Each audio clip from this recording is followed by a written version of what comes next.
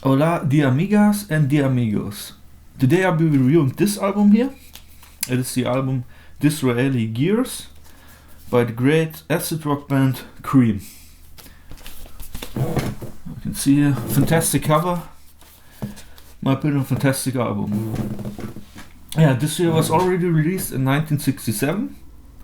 The lineup was the classic Cream lineup. That was the only lineup of Cream, with, as you can see, Eric Clapton on lead guitar, Ginger Baker on drums, and what's his name?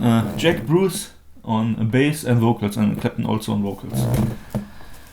And yeah, in my opinion, this is the best album by Cream. I like it even more than the than Wheels of Fire from 1968, which I have reviewed too. You can watch it in another video from me. And I tell you why. It's a very round album. Yeah, the songs they all fit together perfectly.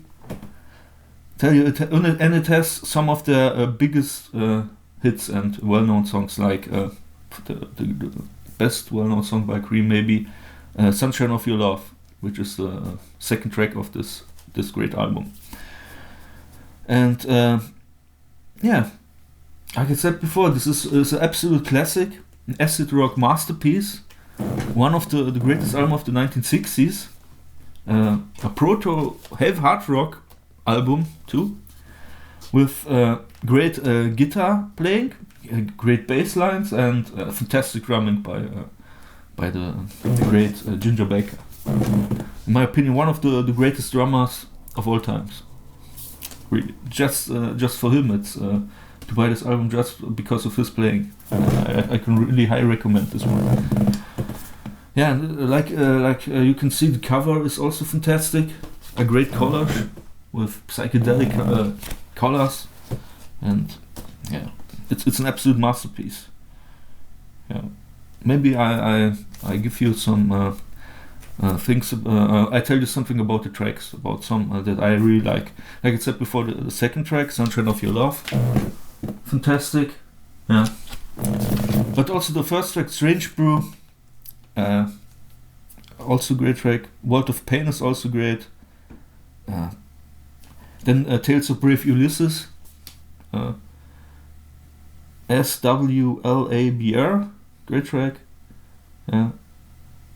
Yeah, then also "We're Going Wrong," yeah. And like I said before, it really all fits together. Really, the songs are really on, like I said, on point. Every song. It's just it's three guys playing. There are no special effects or something that you could make back then. The technology wasn't so advanced like today, but they made everything they could get out of it, and I think they're fantastic musicians, all three of them, not just Clapton, who's most known of these three. Yeah, this is my review. I highly recommend this album. Get it, and now I come to some recommended pressings or versions of this album. This version here is the first UK mono pressing, as you can see, from 1967. Was released on this on the Reaction label. Yeah, as you can see, made in England. This is also the first British pressing.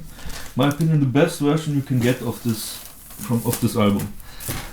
And I personally like the mono mix a bit more than the stereo version, but I tell you, the stereo version is also not bad.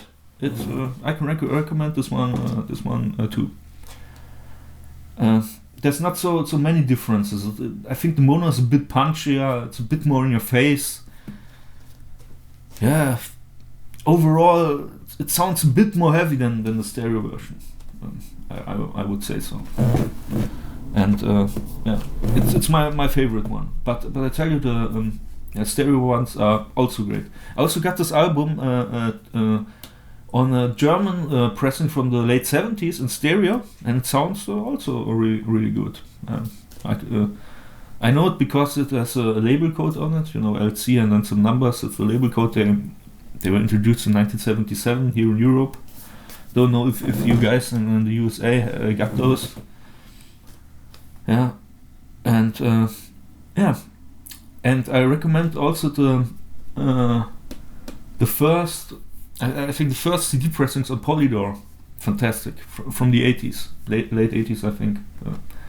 The stereo version, if you, but really, if you can get this one in mono for a normal price, I think the prices were going up for this one here in the last years, then grab it.